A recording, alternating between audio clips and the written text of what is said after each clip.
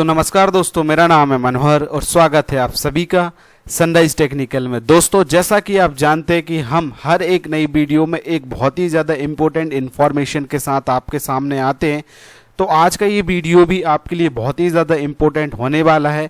अगर आप एमपी की किसी भी गवर्नमेंट आईटीआई में as a guest faculty join करना चाहते हैं तो ये वीडियो आपके लिए बहुत ही ज़्यादा ज़रूरी है, क्योंकि इस वीडियो में हम ये डिस्कस करने वाले हैं कि एमपी आईटीआई जो गेस्ट फैकल्टी होती है उनके लिए कौन से डॉक्यूमेंट्स बहुत ही ज़्यादा ज़रूरी हैं फॉर्म भरने के लिए, वेरिफिकेशन के लिए और ज्वाइनिंग के लिए।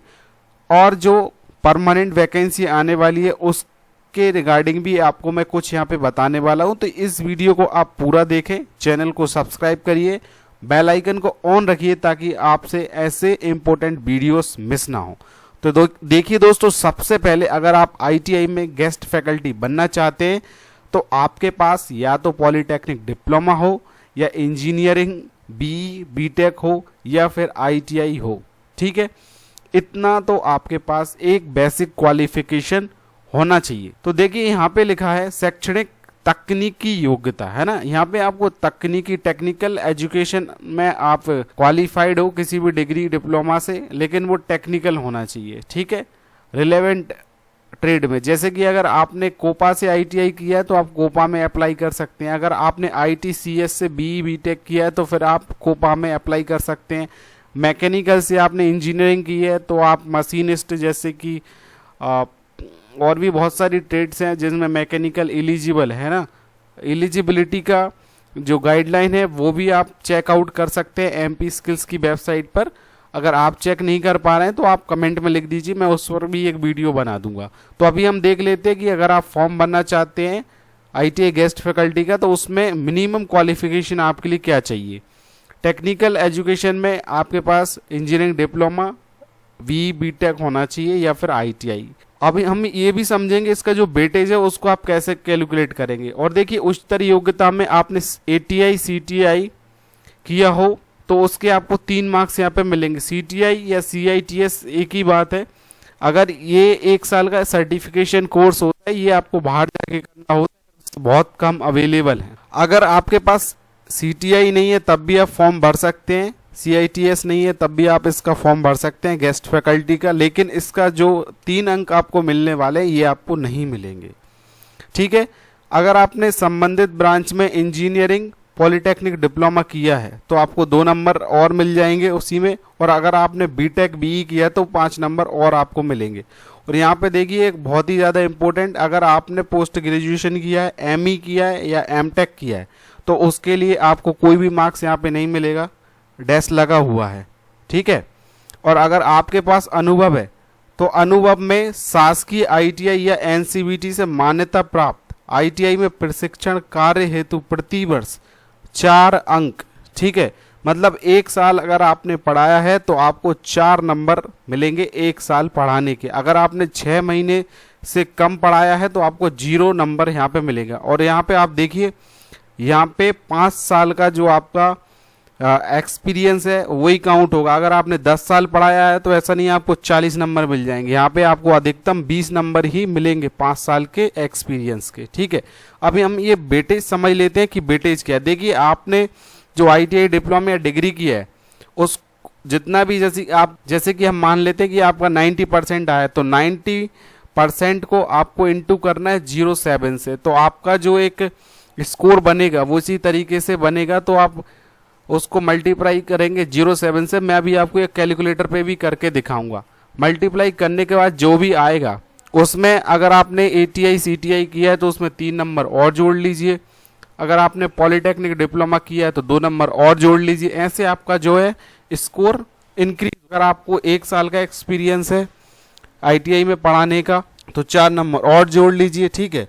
लेकिन आप यहाँ पे एक चीज़ को ध्यान रखिए, अगर आपने 10th के बाद पॉलिटेक्निक डिप्लोमा, 10th के बाद अगर आपने पॉलिटेक्निक डिप्लोमा और आपने इंजीनियरिंग किया है तो फिर केवल आपको जो 5 नंबर हैं वो ही मिलेंगे, ठीक है। आपको ये जो 2 नंबर हैं वो नहीं मिलेंगे, क्योंकि आप बेस क्वालिफिकेशन बीटेक को ही मानोगे, क्योंकि इसमें 5 नंबर मिल रहे हैं। इसमें आपको 5 नंबर मिल रहे हैं, तो आप इसी को बेस क्वालिफिकेशन मानोगे। ठीक है, तो आपको ये डिप्लोमा वाले जो 2 नंबर है फिर वो नहीं मिलेंगे। ठीक है, अब देखिए क्यों नहीं मिलेंगे। यहाँ पे इन्होंने एक नोट लिख के रखा है, आइए जरा हम उसको भी पढ़ लेते हैं। यहाँ पे लिखा है उच्चतर अर्हता में से यदि किसी अर्हता को विहित अर्हता मतलब कि बेस क्वालिफिकेशन माना गया हो तो उस उच्चतर अर्हता के अतिरिक्त अंक प्राप्त नहीं होंगे। मतलब अगर आपने बीटेक को ही आपने बेस क्वालिफिकेशन फॉर्म में सिलेक्ट कर दिया तो 5 नंबर नहीं मिलेंगे। अगर आपने पॉलिटेक्निक डिप्लोमा को बेस क्वालिफिकेशन सेट करके रखा है तो 2 नंबर नहीं मिलेंगे, ऐसा है। तो आप बेस क्वालिफिकेशन जो है बीटेक को ही मानिए ताकि आपको इसमें 5 नंबर मिल सकें, क्योंकि 5 नंबर 2 से ज़्यादा ही है। और एक्सपीरियंस है तो बहुत अच्छी बात है, सीटीआई एटीआई नहीं है तब भी फॉर्म भर सकते हैं। और एक्सपीरियंस, हाँ, अगर आपके पास एक्सपीरियंस भी नहीं है तब भी आप फॉर्म भर सकते हैं। ठीक है, इसमें आपको कोई भी दिक्कत नहीं होगी। अगर एक्सपीरियंस नहीं है तब भी आप इसमें फॉर्म भर सकते हैं।